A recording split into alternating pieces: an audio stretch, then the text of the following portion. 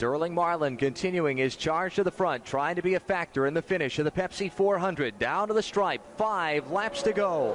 John Andretti trying to score his first NASCAR Winston Cup win. Dale Earnhardt and Dale Jarrett all over his back bumper, fighting for second and the lead back to 1. Here is Jarrett going to the outside of Dale Earnhardt. This is the race for second. It's Ricky Rudd, goes up the banking. He's collected by Lake Speed in turn number 1. Rudd slams hard. Here now Hut Stricklin, also Morgan Shepherd to the inside. Michael Waltrip, other cars taking evasive action down low. Rest of the field gets by. Terrific damage to Ricky Rudd's car and to Hut Stricklin's. Maybe the race to the finish of the Pepsi 400. Leaders are in 3. John Andretti with a 2-car length advantage. Dale Earnhardt is glued to the bottom of the racetrack. Nobody steps out of line. Nobody can do anything with Andretti.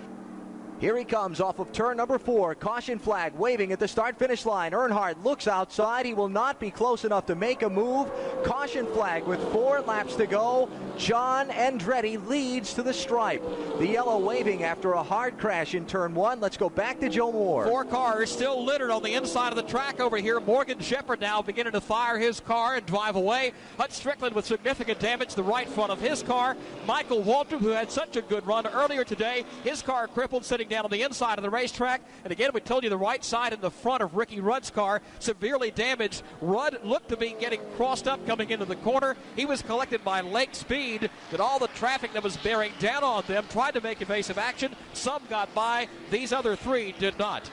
We see that Ricky Rudd has climbed from his machine down in the corner. It looked like Ricky was up behind Ernie Irvin and either made a move to the outside or the car started to get away from him somehow. Anyway, on the short straightaway from the trioval to turn 1, as he was behind Ernie Irvin, the back end of his car started waggling around, spun on him, and then he was collected by Michael Waltrip and the others involved in the corner in turn 1. And all the drivers are out of their cars now. We're seeing Hut Stricklin getting a little bit of help climbing from his car. Also back over in the turn 2 area, we saw Michael Waltrip climb from his car, and as you reported, Ricky Rudd is out and looks to be okay. From there, John Andretti beat Dale Earnhardt back around to the caution flag. Will we be able to go back racing before lap 160?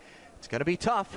The Pepsi 400 is going to come down to a final 1-lap sprint. The green and white flags will wave at the same time. One more trip around the 2.5-mile Daytona International Speedway to decide the victory in this 39th running of the Pepsi 400. It's been a great race thus far.